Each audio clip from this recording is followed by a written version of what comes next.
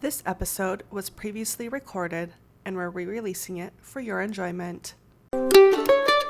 Welcome to the Natasha Helfer Podcast. To help keep this podcast going, please consider donating at natashahelfer.com and share this episode. To watch the video of this podcast, you can subscribe to Natasha's channel on YouTube and follow her professional page at Natasha Helfer, LCMFT, CST-S. This podcast addresses many topics around mental health and sexuality. It may not be suitable for minors. Some topics may elicit a trigger or emotional response, so please care for yourself accordingly. The views, thoughts, and opinions expressed by our guests are their own and do not necessarily reflect the views or feelings of Natasha Helfer or the Natasha Helfer Podcast. We provide a platform for open and diverse discussions, and it is important to recognize that different perspectives may be shared. We encourage our listeners to engage in critical thinking and form their own opinions. The intro and outro music for these episodes is by Otter Creek. Thank you for listening.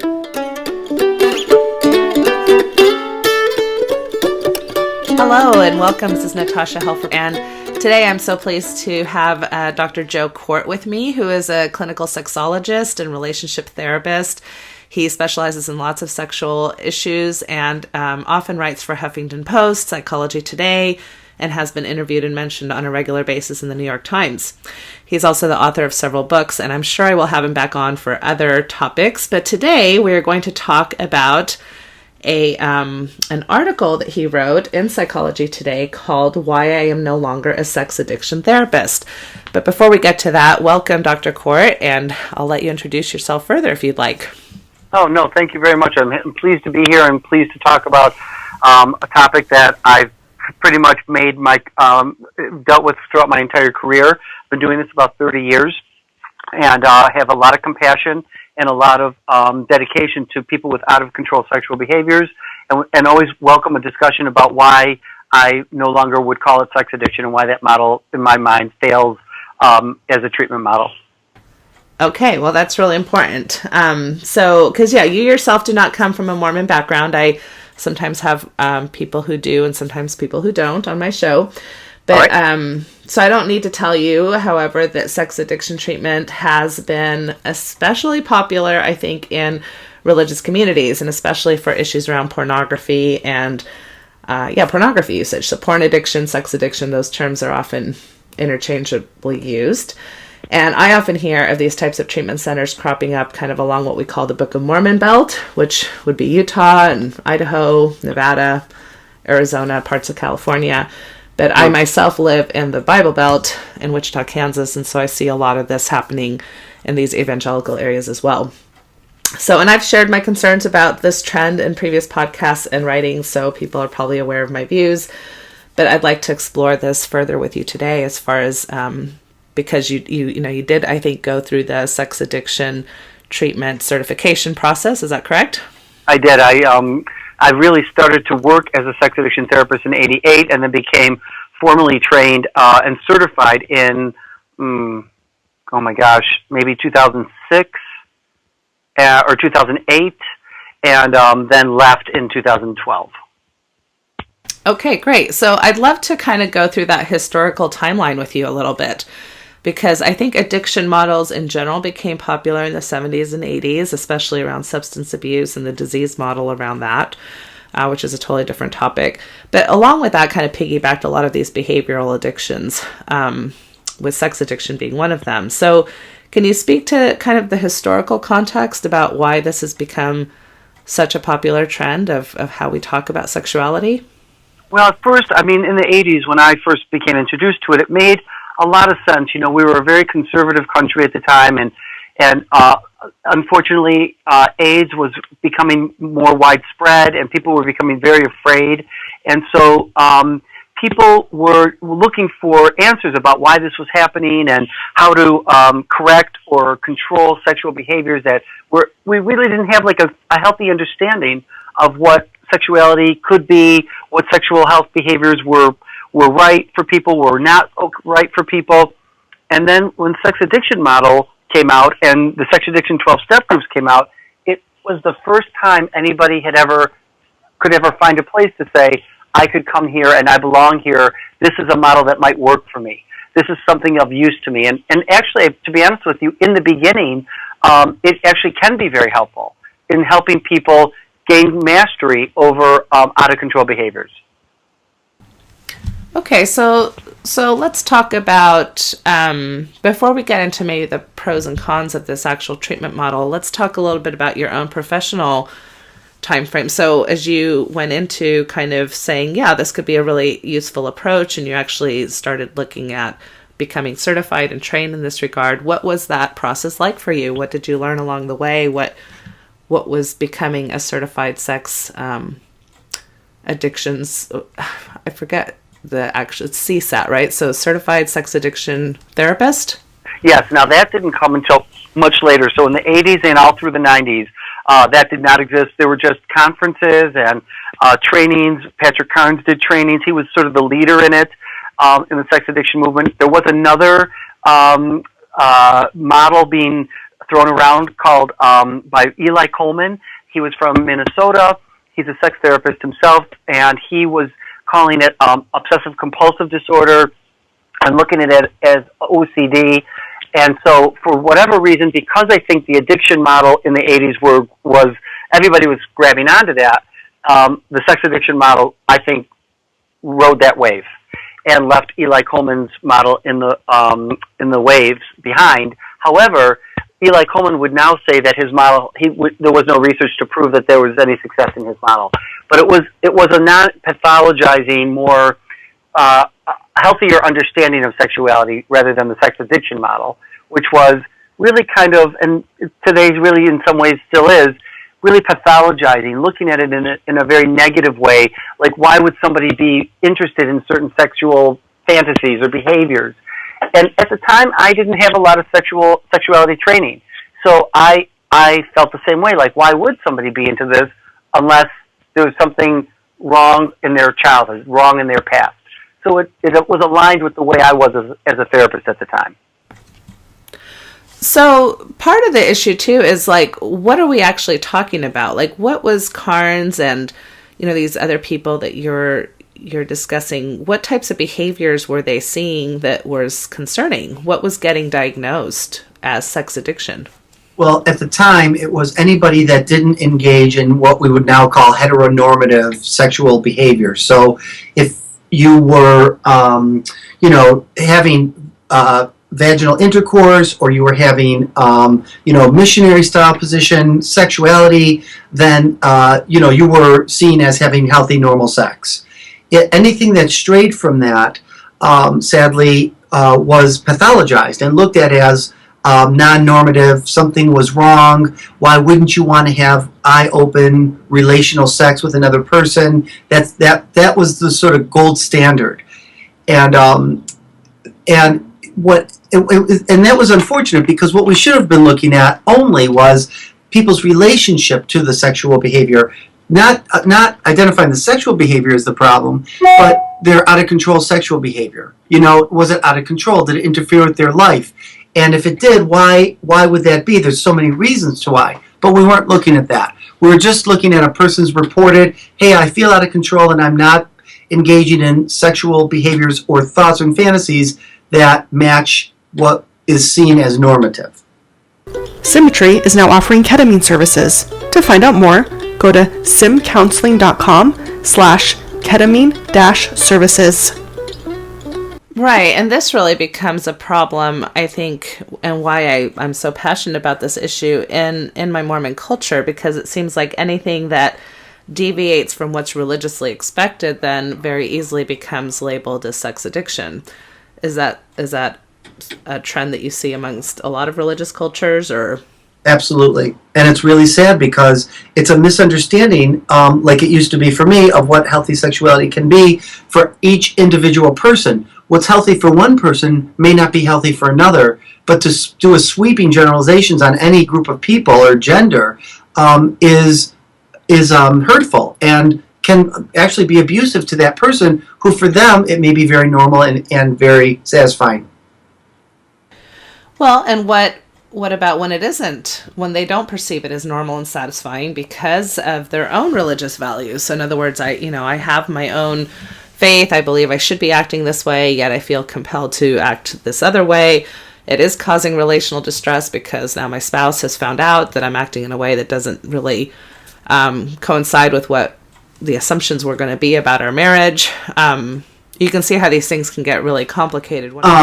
Now, I have worked with various, like, Orthodox Jews and Mormons, and I've worked with, oh my God, I'm forgetting, born-again Christians, and in my work with them, I value and honor the fact that they have to grapple with their religious, teachings, and they're at odds, right? They want to be, and they feel they're drawn to certain sexual behaviors that don't match what the religion tells them that they should or shouldn't be.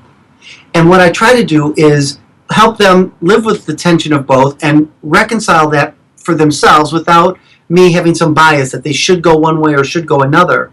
But one question I always ask the individual and the couple is do they grapple with this in other areas? For example, they'll say to me, I know that my religion doesn't agree with, wearing certain clothing, or doesn't agree with, me engaging in other behaviors, but I don't struggle with my religion there as much as I do in sexuality. Well, that's an issue then. Then we start to look at sexual shame. And then that adds to the burden people carry about what they like and want to do and the conflict with their religion. Yeah, and this can be really complicated when any religion, in a sense, kind of has that authority to say, well, this is of God or not of God, and therefore if you're acting in these sexual ways, somehow there's something wrong with you. Right. And that's the problem that contributes to out-of-control sexual behaviors, is the belief that something's wrong with me. I'm damaged goods, that I should be ashamed. Not only ashamed of what I do and what I think about, but be ashamed of who I am as a sexual person. That, in and of itself, is destructive to people's sexuality. And oftentimes compels the same behavior that the person is trying to actually rid themselves of. Is that not true? Absolutely. There was a quote by the late Jack Moran, who wrote this book called The Erotic Mind, and he said what I believe 100% is to be true. If you go to war with your sexuality, you will lose and cause more chaos in your life than you started. And so when these people are coming to my office, and that's what the sex addiction model does, unfortunately, it puts people at war, at odds with their erotic fantasies, with their erotic orientation, their erotic desires. And so what I started to notice when I would work in the field is people would get worse. They'd get better at first because they at least had a name to call themselves. They had the 12-step groups. They had support. They could talk to people in groups. There was couples therapy we could do.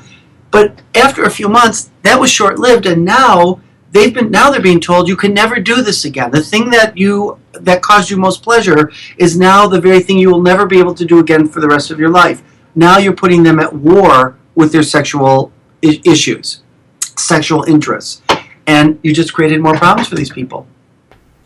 Yeah, that's very similar to what I've seen in my practice, and why I, too, at the beginning of my career, was open to this model, and it seemed to fit, and it definitely seemed to fit the descriptions that my clients were coming in with, right? Like, there's this behavior, I've tried many, many times to stop it, I don't want it, my spouse doesn't want it, please help me stop it. The addictions model is kind of set up to, fit right into that description that a client is bringing into your office. And so I tried that as well and found that it was actually causing more harm than good. And so I really had to restructure. So let's talk about that process for you. So let's start with your training as a sex addictions therapist. What was that like? What did you learn? What was that model about? I learned about trauma. There's a huge focus on trauma when someone's been sexually abused, raped, had some form of dysfunction or disturbance in their childhood that can cause somebody to have a bad relationship with their sexuality, with their sexual issues, and really trump what's really healthy for them. And so I learned a lot about codependency and helping people come back to themselves and individuate, which in my field means, I can have my sense of self and I'm not, needing to collapse and be what you want me to be or what someone else wants me to be. So the model really had a lot of good in the trauma work, in the self-esteem work. But sadly, even to this day, there's no training on what healthy sexuality is and could be in any of the sex addiction models. Nothing. You have to leave the sex addiction model and go to another organization to find out what healthy sex is. Okay, so some of the things that were helpful, which is this trauma piece, which is also interesting because not all people who obviously deviate from standard sexuality have trauma in their background. That's right. And many of us who are in standard sexuality have trauma in our background, so it's not a direct correlation. But there is that piece that is a big part of kind of sexual histories and sexual development, is understanding if there has been trauma in our background. And trauma can be really an interesting piece too, because I think about even psychologically how we as Mormons are taught about sexuality, and some of those ways are very sex positive, and yet some are very sex negative. And one of the things that happens in our tradition is that as young as 12 years old, we start getting pulled into these interviews where we're asked about our worthiness, and sexuality is a part of that. So especially a lot of young men in our culture have been asked from a fairly young age if they've looked at porn, if they've masturbated, things like that will keep them from advancing in the programs of the church or participating in things like giving out the sacrament, things like that. So right away, there's these kind of tensions between, I'm doing something wrong sexually, even with something as simple as masturbation. And then, of course, pornography. And, of course, if you're fooling around with your girlfriend or something along those lines. So I think that there's a psychological piece to that trauma as well. Absolutely. And what's sad is just coming from misinformation. It's coming from naivete, from ignorance. And what was most unfortunate to me about sex addiction is so much ignorance, so much misinformation. And when someone would have trauma, let's say, and we would do great trauma work, and we're trained so well in that, that trauma work, by the way, you can learn in trauma circles. You don't have to be a sex addiction therapist to learn that, but that's the primary push in the model. So the trauma piece gets healed, but the sexual behavior and sexual interests stay the same. They're not compulsive anymore, but the sexual interest that the person started with is still there. And in the sex addiction model, they would say, then something's still wrong with you because you shouldn't still like this, even if it's not out of control, even if it's not addictive anymore. And that's where I started to draw the line and say, wait a minute, maybe now this is the person's sexual interest. This is their erotic identity. We now know that people have not just a sexual orientation, but they have an erotic orientation. And even if it comes from trauma or some dysfunction in childhood, which many of us have, even if it's just negative influencing or some kind of wounding, that gets embedded in our erotic orientation, that can be totally fine for a person.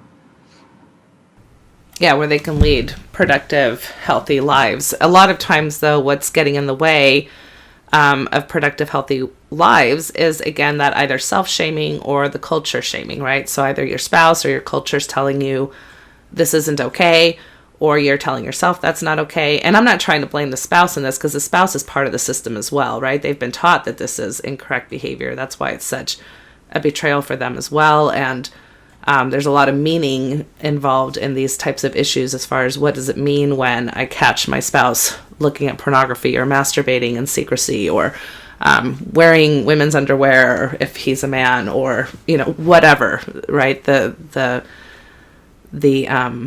I guess secret behavior might be. When you say secret behavior, then that's part of the problem is we're calling it secret behavior, but now what about for a lot of these men it's just private behavior. And who decides between secrecy and privacy? Oftentimes it's up to the therapist, it's up to the wife, and the man, if he's the one with out of control behaviors, he's sort of left to go along with what the therapist and his spouse want. And that doesn't seem fair or right at all. Yeah, so let's talk about that a little bit, because that's something that would really kind of go against, I think, the comfort levels of most Mormons is this idea of secret versus private. I think Mormons have this, we pride ourselves very much in the importance of family, definitely the importance of marriage. Marriage is seen as, coming together. You're going to share yourself with your partner in every single way possible. And so this idea that, my spouse's sexuality is theirs is kind of foreign. It's more like we set it up like our sexuality actually belongs to our spouse. So what are some ways that we could possibly help reframe that or give more, room to explore that concept further? Yeah, it really is a marital issue in general. If we take it away from the sexual realm, the healthy marriages that, from a therapy point of view, is both partners having differences, different needs, and sometimes they're irreconcilable. And that's why I'm an imago therapist, by the way. I do imago relationship therapy, which says irreconcilable differences make relationships work. That's what you want, because in the irreconcilability, if that's a word you can use, through the differences you learn and you grow together about what makes you a different person than me. And so we don't have to become someone just who you want me to be. It's both. I'm going to become a little bit of what you want, but I'd like you to accept a little bit of who I am. And that's just basic marital therapy. But for some reason, in the sexual realm, that gets all lost. And I think people get really scared, and there's a lot of misinformation and a lot of shame. And instead, it becomes like an ownership. One partner starts to feel like they can own the other person's thoughts. I mean, I've had couples that are religious, and they've happened, some of them been Mormon, where just the man thinking about someone other than her, to her feels like he's in bed with another woman. And it's very disturbing for them as a couple. And what I try to do in my work with them as a couples therapist is do couples therapy. What does this mean to both of you? Without making one person in charge.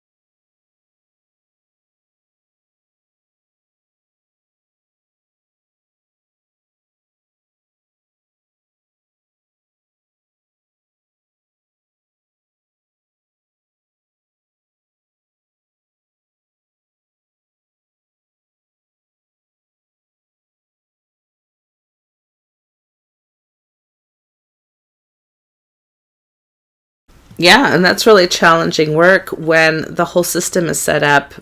I mean, that meaning, in a sense, I think is given to us, not just from our religions, but like you're saying, our culture at large. I think there's this idea that once you're married, you belong to each other, and you lose this individual self, right? This is kind of differentiation work, too, that you're describing, is how do I tolerate your differences and still stay connected to you? And that's really hard work. And it gets harder with sexuality because, like you say, it hits some type of instinctual primal part of ourselves where there can be a lot of insecurity, there can be a lot of feeling of threat to the relationship. If we can't figure this out, then what does that mean? Are we compatible? Should we stay married? Is this a hard line for me? And if it is, what does that mean? If you don't change or if you don't comply to me, then that means our marriage is over. I mean, these are really hard questions. And they are. And what I always ask my couples is this the way your entire marriage is, or is it only in the sexual realm? And they'll usually say it's only in the sexual realm. Maybe it'll be in one other realm, maybe financial. And I'll say to them, then let's talk about this. If you don't feel this way about parenting the kids, that one of you owns the other as a parent, or one of you owns the other as a checkbook, or one of you owns the other as a sex slave or a sexual being. Why is it in this area but not in others? And how have you been able to reconcile that with your religious beliefs there but not in the sexual realm? I make them question that. Yeah, that's great. So going back to my original question, because I love to tangent, so I apologize, is back to your training as a sex addiction therapist. you mentioned some of the positives, the trauma-informed, and the support, like you said, the support networks of groups. I think even just becoming open about it, finally talking about something. Oftentimes, I think clients are found out, like a spouse may finds their pornography stash or some type of history on the internet or something like that happens. And so there's this crisis moment. They go in for sex addiction treatment. There's this support group. There's somebody saying, hey, we can label it. I think there's another proponent too that's very powerful in sex addiction, is this idea that there's since it's an illness, it's something I can't help. And I think that's very helpful to the spouse. The spouse can then see, kind of put meaning behind that in the sense of, okay, this isn't because I'm not attractive or he doesn't love me or she doesn't find me desirable. It's because there's something really wrong with them chemically. Yeah. So I can step back and not be so upset about this and then really, engage in this process of helping my spouse recover. So I can see how that's a positive for the spouse to be able to cope at the beginning, and yet I think it sets them up also for failure in the long run as well. Well, you bring up a good point. I've seen this a lot over the years. I've actually had women say, I'd rather my husband be a sex addict than be into these sexual fantasies and behaviors. I can't live with a pervert, but I can live with a sex addict. And wow, that's really, and then I've seen couples where they'll divorce over something like this, where it's just his fantasy, it's just something that came from his childhood that he eroticized, that is normal for him, that he's not demanding his wife to do, it's not between them, but because it might even be just on his mind, and he won't identify as a sex addict because he's not, then I'll watch, there's nothing I can do. No matter what kind of intervention I use, the spouse she's out. And so what'll happen, sadly, is the out of control behavior spouse will say, okay, I'll go along with this. I'm a sex addict. What do I need to do just to get back into harmony in this marriage? And unfortunately, then they'll go underground. When they eventually can't keep that up, this is who they are. This is what they like. And so they might go into porn. They might stop telling their spouse because they're afraid if I tell, because she might have said. And I don't mean to attack men and women. It could be the other way around.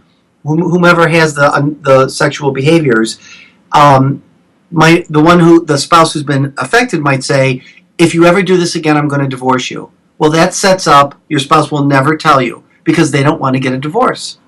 And so it's a bad setup. Yeah. Yeah, and I see my church, like, it's so well-intentioned, like, I know that a lot of these talks that I hear over the pulpit, it's because they're wanting to protect people from this type of betrayal or pain, but they really set it up that this is such a huge problem. And so I think when a spouse finds this unwanted behavior being present, they're left with very little resources other than drawing a hard line. Nobody's normalizing this for them. Nobody's giving, sexual education that's more general to a wider spectrum of behaviors. And so therefore, it feels real. I mean, I don't want to minimize the pain for the spouses, right? Because it feels like, oh my goodness, my whole life is over as I knew it. It feels very personal. And what's unfortunate is some of the religions and some of the sex addiction model has reinforced that it is personal, as if the person's had an affair in some way. And what I try to do is calm the couple down when I work with them and help her. Really, I work with her first because she feels betrayed. Understandably, she doesn't understand this. He wasn't upfront about it in the beginning.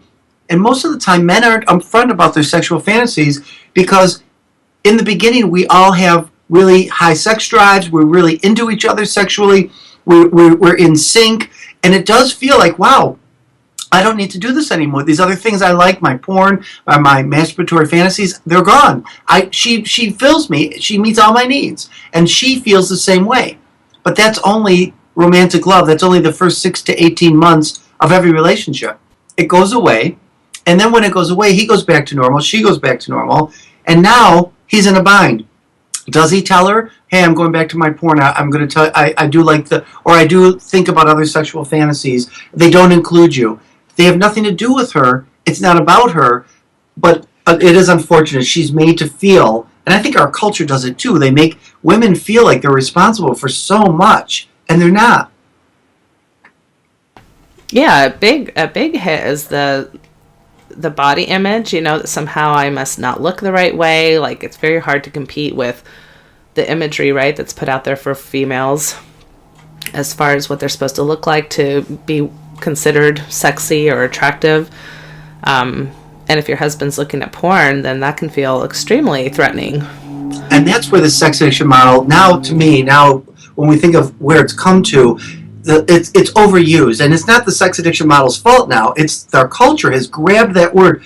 So I had a couple where the guy was attracted to women with tiny waists, okay? And when he married his wife, she had a very tiny waist. He was very attracted to her. They had very good sex.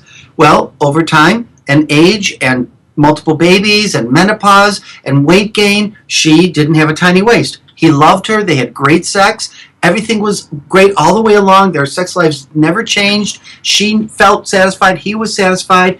And then she discovered his porn. And his porn was all about women with tiny waists. And so when they came in and she was crying and they weren't having sex and she had identified him as a sex addict and he was going along with that and going to meetings and, like, what's wrong with me that I'm into that? And I asked him, did your sex life change? Did it take away from?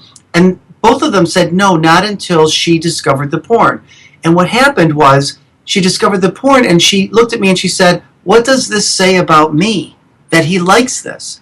And I turned to her and very calmly and nicely said, nothing. This has nothing to do with you. This is his erotic orientation. He's interested in that and you. And just because he's looking at that doesn't take away from you. Now, if they had come in and it did take away from her and he preferred that over her and the porn did take precedence, we would be looking at a different situation here. But my concern is these couples coming in, throwing that word around, sex addict, when you're using it as they're grabbing onto it because they don't understand healthy sexuality. Okay, so let's go back then to what started shifting your experience. So you went through the training, which, can you even explain what that is? Because a lot of people might think that that's a certification that is it's a certification that one man developed, right? Versus a certification like the ASEC sex therapist, who it's a whole network of therapists and educators that come up with the requisites for that type of training. Yeah, that's a good point. So right, the CSAT, Certification Sex Addiction Therapist, Certified Sex Addiction Therapist, was developed by Patrick Carnes, and then he joined in with ITAP, and I can't remember what ITAP stands for now, but it's a trauma model, a trauma organization, and it's a 4-week process. So it's a week-long, 4 times in the year, and you learn about trauma, you learn about unhealthy sexuality, and even today, unfortunately, they will include various sexual behaviors. They say, we don't pathologize the sexual behavior, but in fact they do. They'll look at BDSM as problematic, whereas that's not necessarily true. Can you explain what BDSM is? Sure. Bondage, discipline, sadomasochism, sort of the shades of gray in the movie, in the books, where there's, maybe someone being tied up or handcuffed or, master slave. So it's fantasy and it's role play. And and I will give credit to certified sex addiction therapists. They are changing. They are trying to understand that more. My frustration was, this is 2016. I mean, you should know that by now. Many other models that are based on sexuality understand that BDSM and kinky, sort of non-normative, non-heteronormative behaviors are okay, and they're not necessarily pathological. And so what started happening was, in the training, you start learning about how to help somebody understand what's wrong with them. And there wasn't enough, I didn't feel like there was enough training about what's right about you. Why maybe some of these things never have to change. And what's wrong is the marriage and how you're both perceiving the sexual behavior. That may be more the issue. I mean, there's a lot of reasons why people have out of control sexual behavior, but the sex addiction model only looks at one, and that's pretty much from a trauma base. Okay, so so a lot of focus. It's a 4-week program, and it's a lot of focus on what unhealthy behavior looks like, including behaviors that other sex therapists or in the sex field would be considered part of the normative spectrum of human sexual behavior. Absolutely. And sadly, over the years, they would pathologize the women and call them codependents. So, because they were using the addiction model, right? So if there's an addict, then there's going to be a codependent and enabler. Well, that didn't work with sex addiction, and they kept trying to make it work. These women would come in and say, "I'm not enabling. I didn't even know he was doing it. How can you call me an enabler when I had no idea he was doing this behind my back?" And so, to their credit, they have stopped calling the spouses codependents, and they're using a different model. Thankfully, finally, after 30 years of this going on, that they've changed that. And what happened for me was I became hungry for healthy sexuality, models of healthy sexuality, and what really did make people engage in the behaviors that they engage in, and what was healthy for a person and a couple. And so I in addition to being a CSAT, I became a certified sex therapist through ASECT, the American Association for Sex Education. Wait, how do you say it? American Sex educators, therapists, and counselors. And yes. I don't think I said those in the right order, but that's... Yeah. But the more I learned about what healthy sexuality is, I became in conflict with what I was learning in the sex addiction community, in the industry. Because a lot of the people that would come through my door that looked like what sex addiction's definition was, they out of control behavior, going against their values, interfering with their life. Well, that could be anything. It could be someone who maybe is coming out gay, coming out kinky, coming out of a marriage that didn't have a lot of sex. So now they're into we call it their adolescence. There is coming out, delayed adolescence. So now they're having all kinds of sex. They're having sex that they've never had before. And in the sex addiction industry, oftentimes that would be labeled as, you have a problem, it's interfering with your life. Yes, it's interfering with your life because you've made a different kind of life than who you really are. Now you're coming out to who you really are, and it may not fit into your life anymore.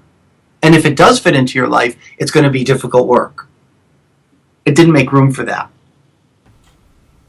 Yeah, so you keep on referring to this term out of control sexual behavior, which I've noticed that's kind of the term people are using more often than sex addiction when they're trying to be more sex positive. How do we define that? Because to your point, I think that's the big controversy amongst all the professionals these days, right? Because it's not just people who are confused about this. There's a lot of controversy amongst all of us therapists, right? I see kind of arguments about this on our listservs and yep. Conversations that's happening within our fields. And so who gets to define when a behavior is out of control? I think religion has done that for a long time. I think just cultural norms have done that for a long time. We are becoming more, I think, authoritative about our own sexuality as time goes on, and allowing ourselves to have more decision rights in that regard. So when do we actually deem that an out of control behavior? Yeah, see, I'm glad you asked this.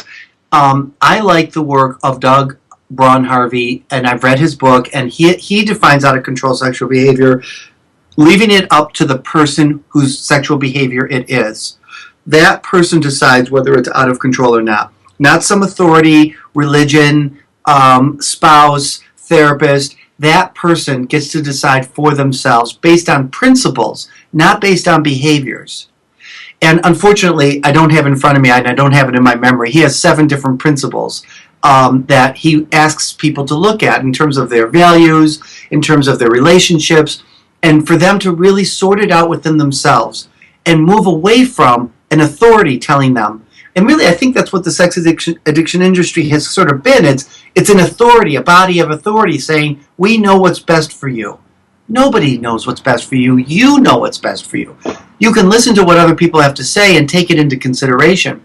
Yeah, and one of the positives that I do think is nicely nestled within Mormon both doctrine and belief and culture is this idea that the couple gets to decide what's best for them.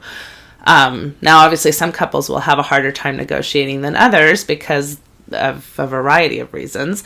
But I do appreciate that, at least in our bishop's handbook, there is this paragraph that says, look, what a couple decides to do in their bedroom is really up to them to negotiate, except for I think they mentioned something like, you're not supposed to coerce your spouse or abuse your spouse, things that are pretty that make common sense, right? Yeah. So which I agree with.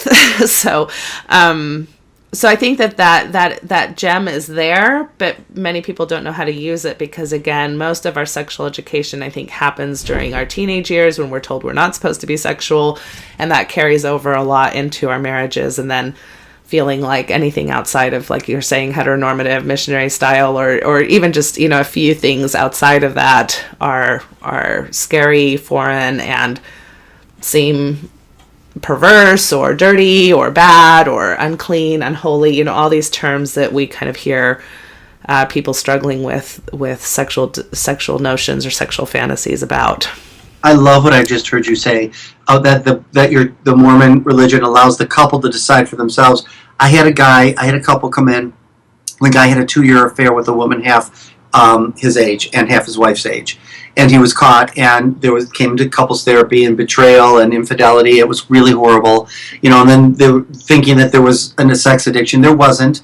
He had a lot of sexual shame. He wanted to engage in certain behaviors with his wife, and when she became the mother of their children, and she would go to church every week and read her Bible every day, he made up in his mind that, and he did say he tried to talk to her about it and felt like she was shaming him, but it turned out that wasn't the case. It was his own shame, his own fear, because when it finally all came out that the reason he had the affair was he felt freedom to do things with this other woman who he didn't really want to be having a relationship with.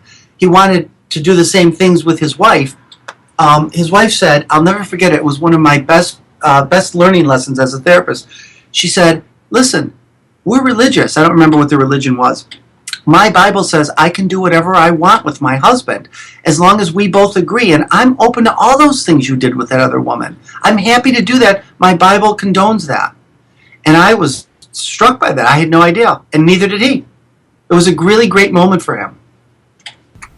Yeah, so many things we take into our own, sometimes we're our own worst enemies as far as the baggage we bring along with us, right? And yes, and the shame we bring along with us. And what it really means to be vulnerable is it means to take a risk and to, try to have these types of more intense discussions or...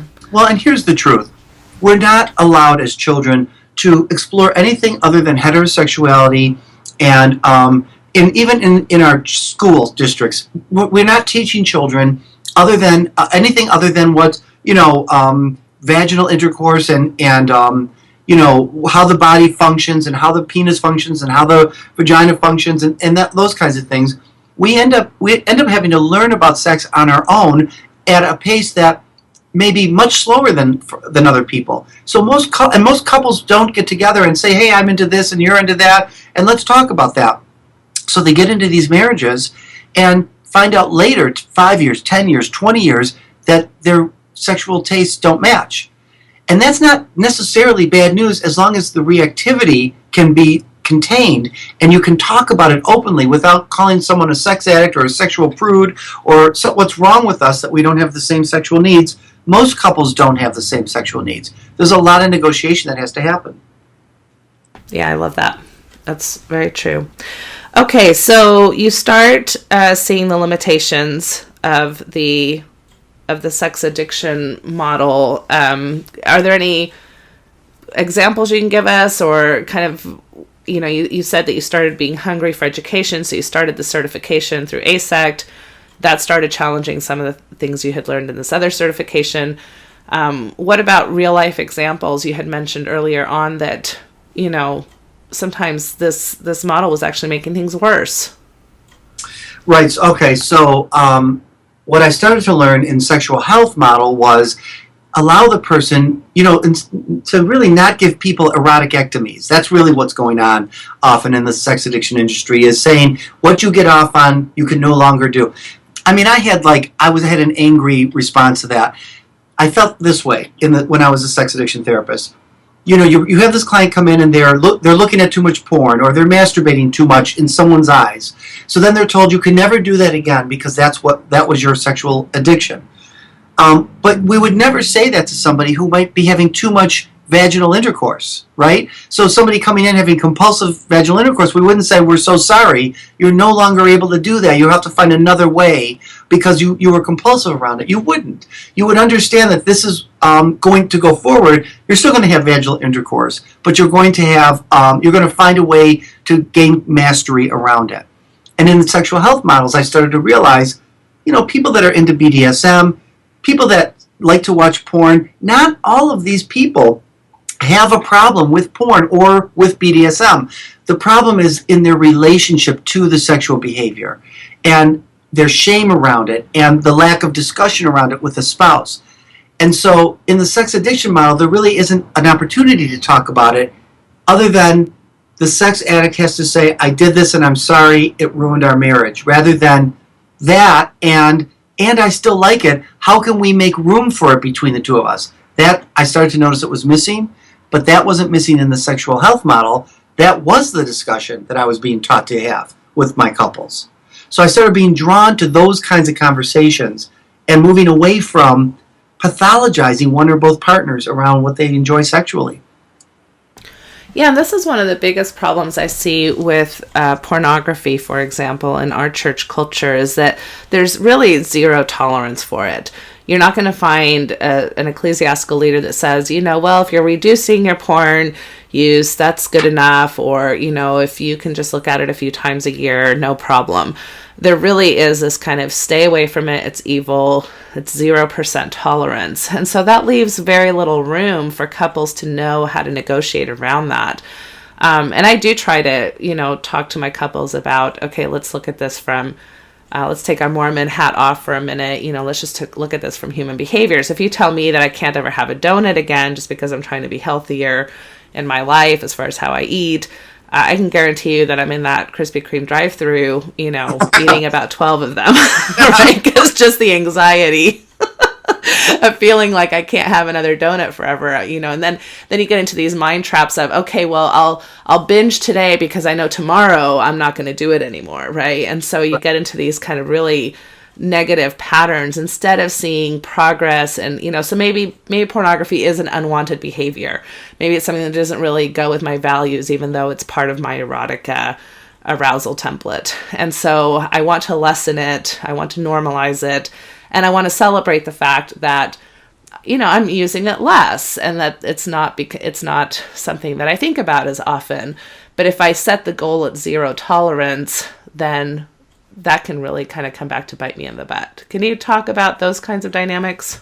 Yeah, that's hard because, here's what I do as a therapist. I don't know if it fits with a religious, for a religious couple, but I like what you said. Take your Mormon hat off for just a second, and let's not talk about the porn. Let's talk about your reaction to the porn. What is this bringing up for you, female spouse?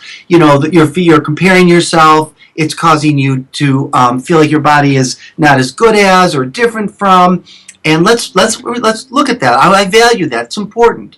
Now let's look at what it's bringing up for him. Is it expressing parts of himself he can't express with you? He doesn't want to express with you. It's not fair to express with you. He wouldn't put that kind of sexual responsibility in the marriage. It's just a fantasy for him, and it's something that he likes to enjoy in his head, but he enjoys other things with you. Maybe it's something you can bring into the bedroom that causes him excitement.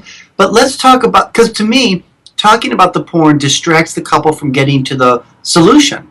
If the solution is, we just got to make it go away and you just have to stop, that's not a long-term solution. That's a long-term, and that's a setup for betrayal down the line, because I guarantee you the porn's going to come back. Just like you said about the donut. You tell somebody not to do it, it's going to come back, and it's going to come back in secrecy because now you've put a shame layer over it. Yeah, which I think is so much more damaging than the porn, right, itself. I mean, like, Totally. that's what we want to attack. We want to attack secrecy. We want to attack shame. We want this couple to unite and be bonding. And yeah, there might be some discomfort there because there is something present that you don't feel totally comfortable with. I'm not trying to say you need to force yourself to be comfortable with porn. If you're the spouse who doesn't like porn, I'm not saying that. I'm just saying I would rather have there be honesty and kind of a real approach to behavioral change from what we know about human psychology versus these unrealistic expectations where you're automatically setting yourselves up for failure. I agree with you 100%. I couldn't have said it better than that. Okay. So let's talk about then when, let's say that somebody comes in and we're not talking now about, my typical cases are, it's the adolescent who's masturbating twice in the last 6 months and he's trying to get on a mission. And so he's a sex addict, or got the spouse who's looking at porn once every month or 3 months. And so they're a sex addict. So let's put all of that aside. Okay. And let's say now we've got somebody who really is perplexed and concerned about their sexual behavior. Their relationship is in distress because there is really risky or behavior that's taking place outside of a sexual contract that, that is legitimately a hard line for the spouse to have. Like, I don't want you taking risks or having sex with other people, and you are, or, so it's, or, you're watching porn for 10 hours a day and you're losing your job over it. So let's talk about those kinds of issues where there really is a concern from one or both parties. It's legitimate. We're comfortable calling it out of control behavior. Now what? Yeah, okay, good. So, so let's say it's somebody who is struggling with out of control, and they try to stop and they can't, and it really is causing, like you said, problems at work or ST, sexually transmitted infections or diseases. So sometimes looking in their history, you're going to see sexual abuse, unresolved and untreated sexual abuse. When children are sexually abused, they're overstimulated. It becomes a time in their life that is an imprint that overstimulates them, and there are no words for it. There's often no intervention. There's no one to talk to about it. So it comes out later once their sexuality kicks in, and then you find them reenacting. I call it returning to the scene of the sexual crime. So the person's going to go back over and over and over to the sexual crime and reenacting it as an adult, and doing it in very dangerous ways and causing interfering with their life just in the same way that sexual abuse did for them when they were children. So that's often one thing. That's not sex addiction, though. That's untreated sexual trauma.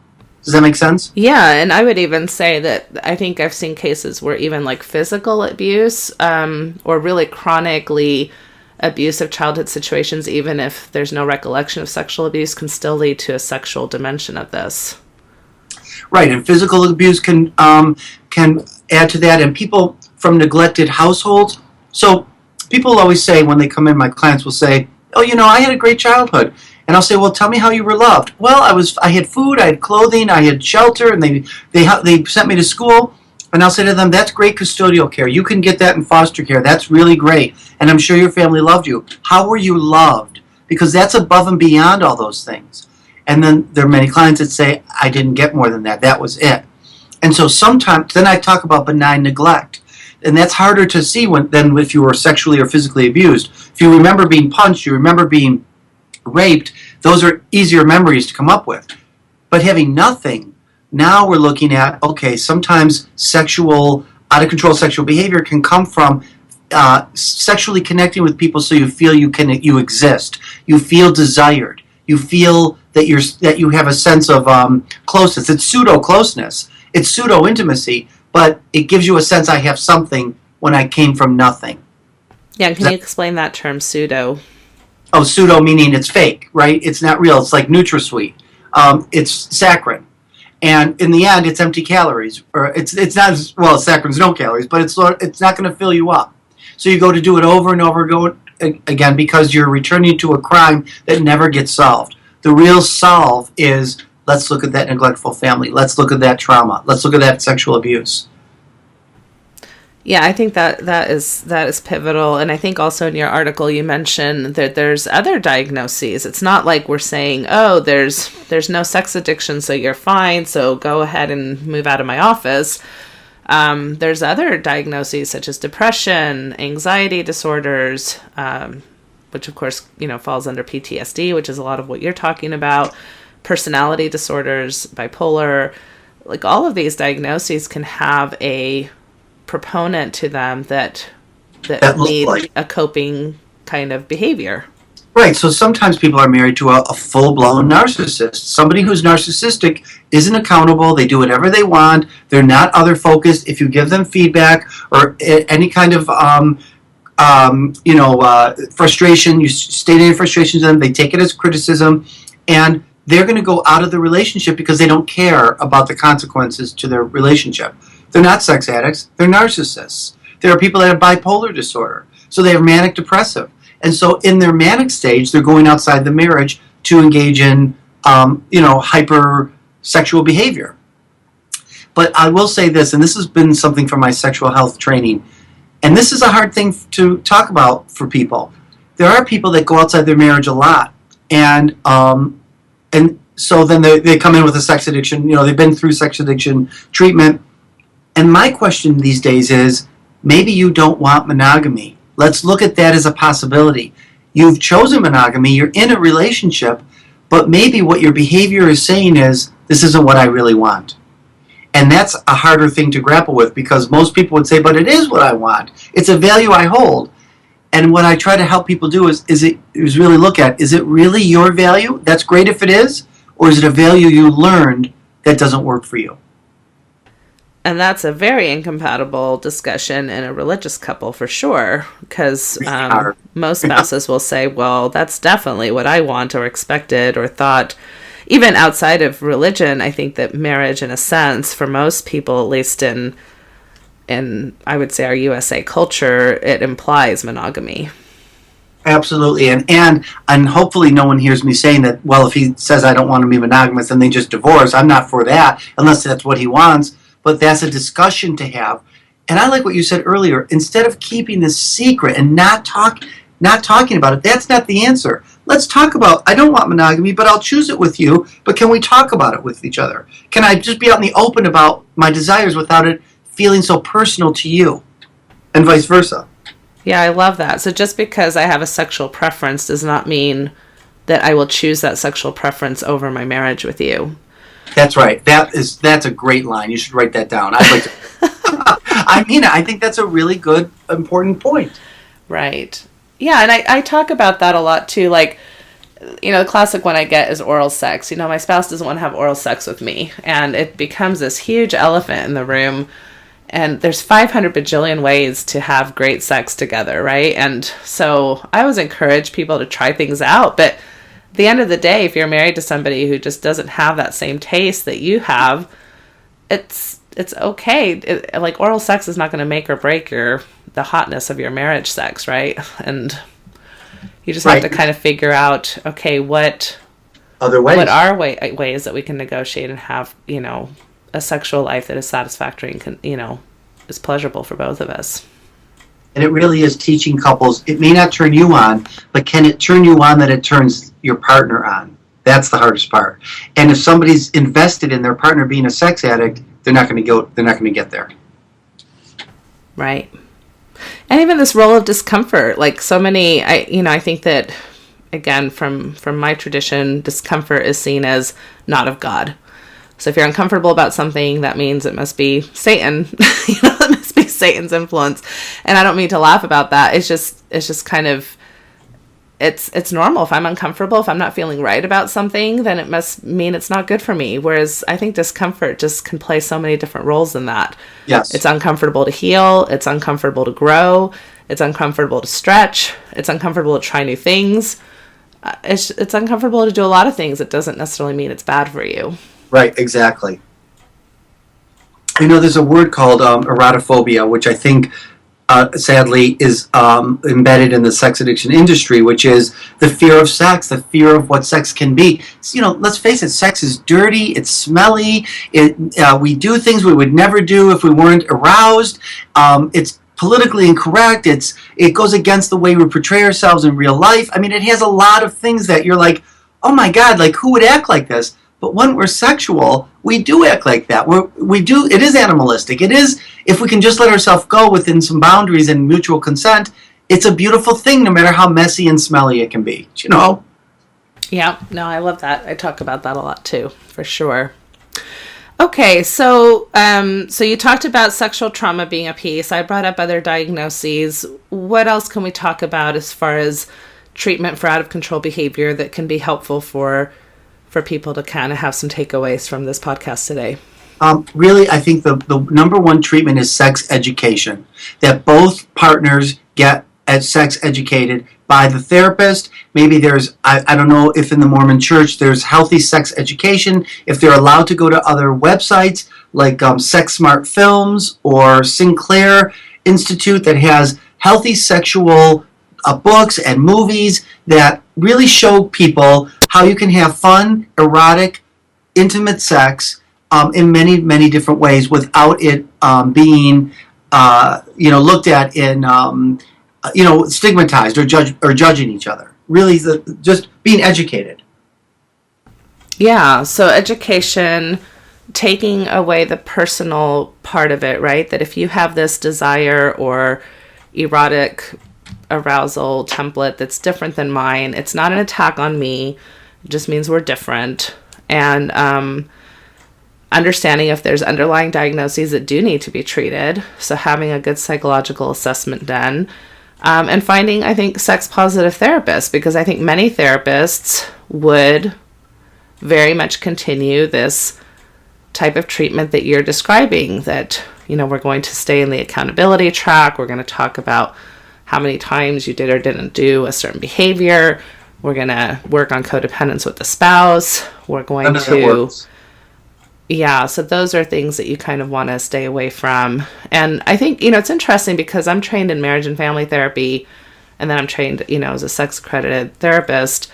And those two trainings, although you'd think they'd go hand in hand, really have not. Right. Like there's some things that go hand in hand, and then there's things that really kind of don't. And I think an interesting misconception is that if our emotional intimacy increases, then our sexual intimacy will increase. And that's really a fallacy, that there's people who have horrible emotional lives together and yet have really good sex together. There's people who have, are great friends, but maybe don't have great sex together. And there's everything in between. So just trying to figure out or understand that we're all kind of on this spectrum of normalcy that sometimes can seem pretty dysfunctional or abnormal when we're living it. Right. People just don't know. It's the lack of education. And one other thing I do, it's a little more complex, is I like to deconstruct the sexual fantasies of the person who has the sexual behaviors that are being in question. So I like to look at the non-sexual narrative, the non-sexual meanings. And what I mean by that is, we all have sexual fantasies and desires. Even when you don't have visual ones, you have sensations and positions and, places in your body where you enjoy your sexuality.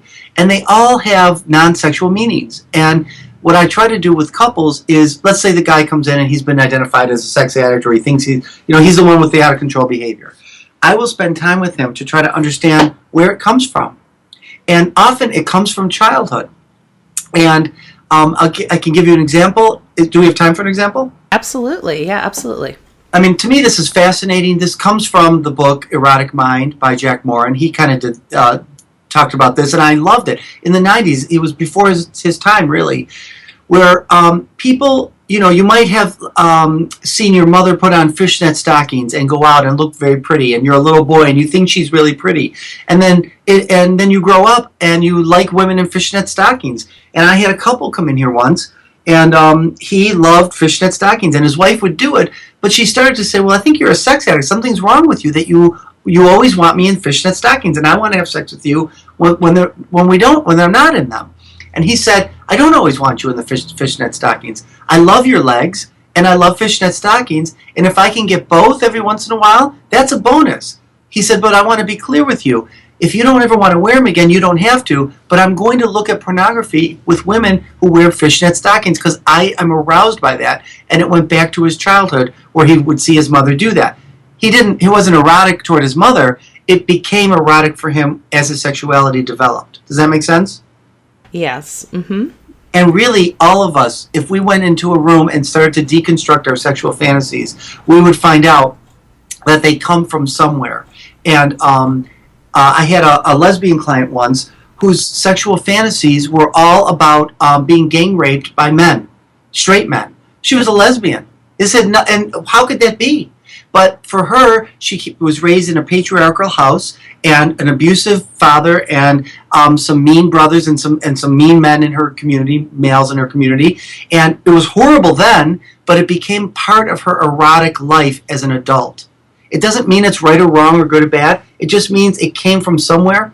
And the reason I like to do this is it really invites compassion for both partners to understand it doesn't mean I'm a sick person. It means that I just have eroticized something from a very young place and nothing's wrong with me. Can you share some of the questions that you might ask to get people to kind of be able to recall those types of things? I would imagine not everybody would be able to bring up those ideas right off the bat. Yeah, good question. So, and the only way to do this that I know of, the best way would be I'd have to know what their sexual fantasies are. And I'm a sex therapist, so when people come to me, they're willing to share the details of their sexual fantasies, their erotic interests, their peak erotic moments. And so I had a client once, and he was, I don't know how graphic I can be on your podcast. Go ahead and try. All right. Okay. I'll try to be as clinical as possible, and okay. Then you can edit me out. I had this guy, and he was interested. He really wanted a wife. He really wanted a girlfriend and to get married. But he found himself constantly dating women where he could engage in oral sex. Well, as a therapist, what does that mean? Oral sex can look a lot of different ways. And I ask him, are you just sitting back? Is she servicing you? Are you interactive? Is she just laying there and you're inserting your penis into her mouth? What's the scenario? His favorite peak erotic scenario was where he would grab her hair and her head, and as she was filleting him, giving him a blowjob, he would thrust into her throat, and the 2 seconds that she couldn't breathe, he wasn't trying to choke her, but in that moment where he's thrusting in and out, the moment she couldn't breathe was the moment that was peak erotic where he would have his orgasm. And so, some people might think that's really hot, some people might think that's sick, whatever you think it is, that's what his sexual core sexual script was. So when I did a family history on him, he was one of those people that I talked about earlier who came from a neglectful household. He had food, clothing, shelter. He had great foster care. And he was loved. Don't get me wrong. These parents loved him. But that was it. There was nothing more forthcoming. Report cards on the fridge, no. Kids need a lot of mirroring, a lot of hugs, a lot of attention. So I said to him, parents often say that their kids take their breath away. Your parents didn't feel that. You didn't feel that way about your parents. No, he said, I don't feel that way at all. And I said, isn't it interesting that in your sexual peak erotic moment, you take the person's breath away? It's like you've righted the wrong. You've reconciled the irreconcilable. And he started to cry. And so from there, he was able to say, okay, now the work was dealing with his little boy, dealing with having been a product of neglect, dealing with trying to get returning to the scene of the crime in the wrong areas. So now let's try to get a woman in your life whose breath you do take away without it necessarily having to just be sexual. Yeah. If I was sitting with a couple and that was the case and she was disgusted by the whole thing, I can guarantee you that if she can get past her reactivity, she would have a lot of compassion for him. That this is why you enjoy it. That makes sense to me. It's from a deeper place. I might be more willing to do that, knowing that you're not just trying to abuse a woman. It has other meaning for you. Yeah, it's so powerful. I often, I get when you're talking about the lesbian case, for example, I get this fantasy from a lot of women, this fantasy of being raped or taken advantage of somehow. And And they're horrified that they would have those types of fantasies.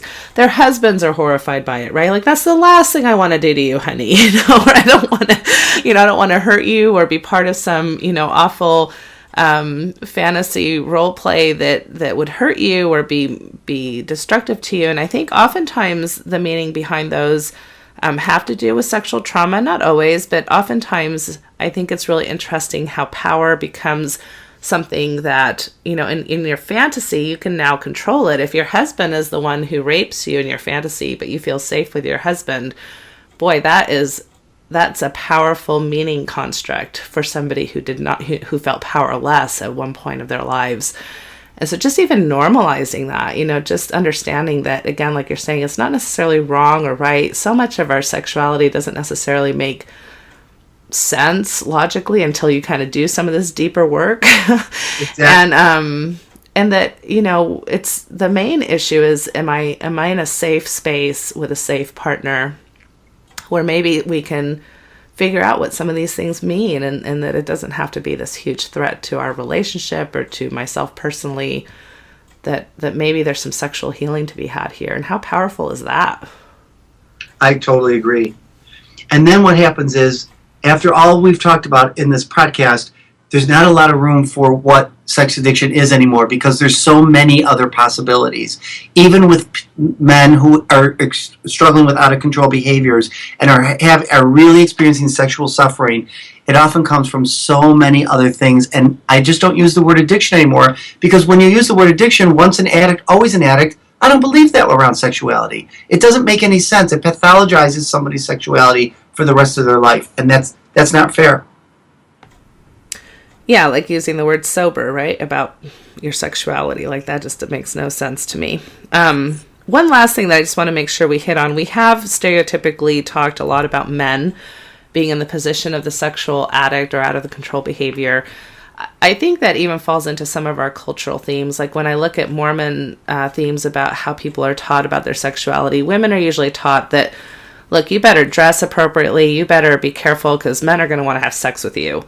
And men are taught, you're going to want to have sex to control yourself, right? So anytime that anybody goes out of their own sphere of feeling like they've done something wrong, I think men in particular feel like, well, I'm just this animalistic being that somehow is going to be out of control. And there's a lot of messaging in that I think kind of becomes self-prophetic.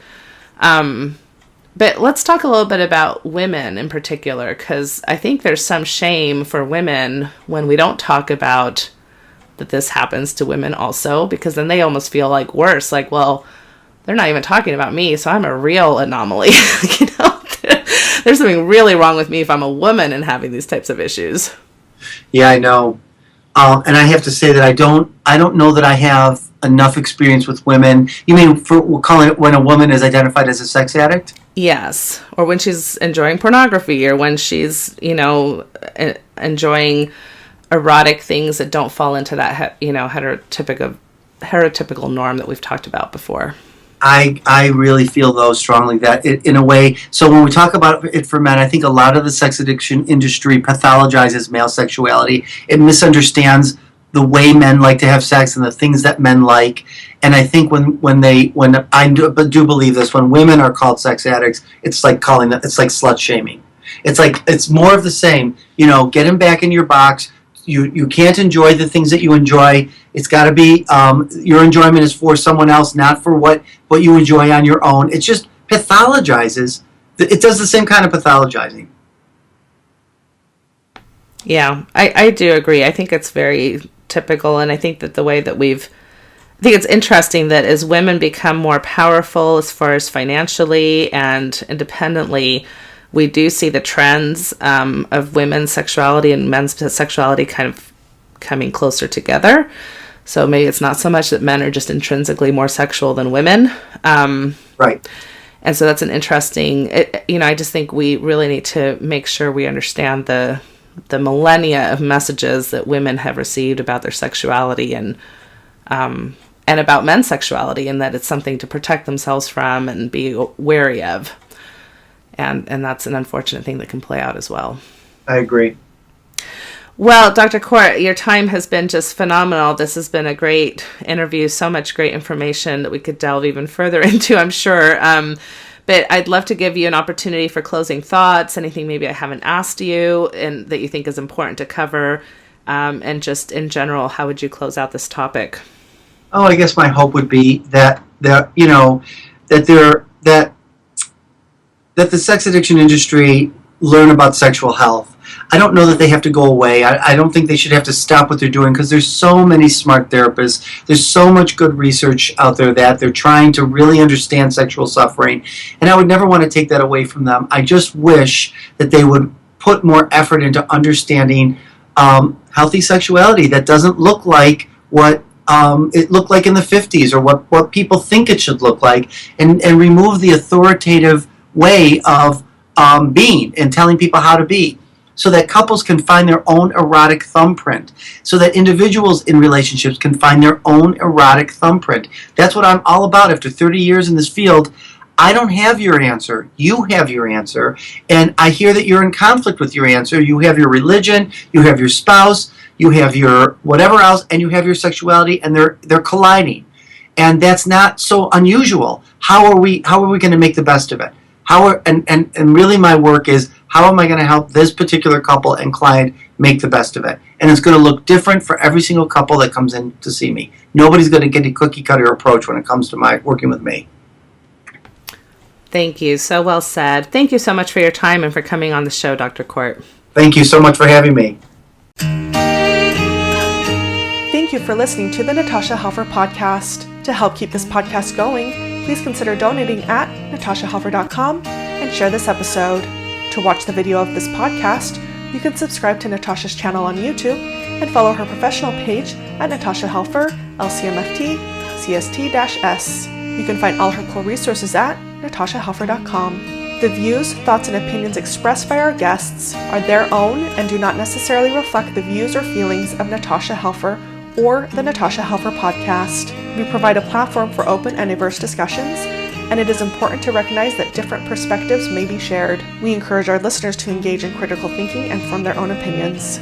The intro and outro music for these episodes are by Otter Creek. Thank you for listening.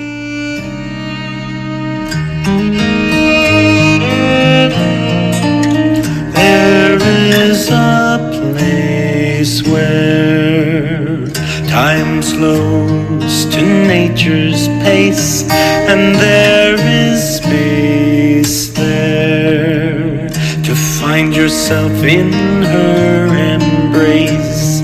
Some places should be left alone. Now tishki say the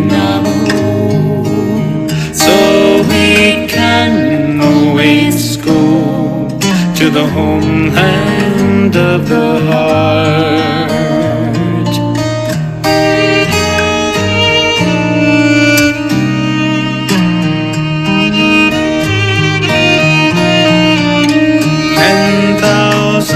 Years of our human history etched on her canyon walls, alongside Earth's mysteries. Some places should be left alone.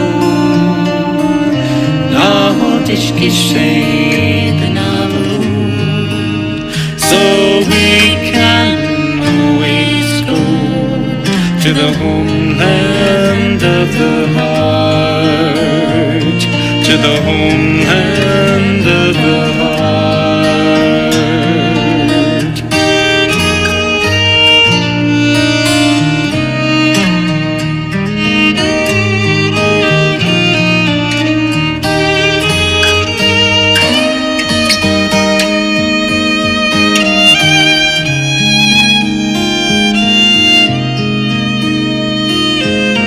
Deep in our cities, we sleep without her stars, yet still her presence sustains us from afar. Some places should be left alone. que Satan so we can always go to the homeland of the heart, to the homeland of the heart, to the homeland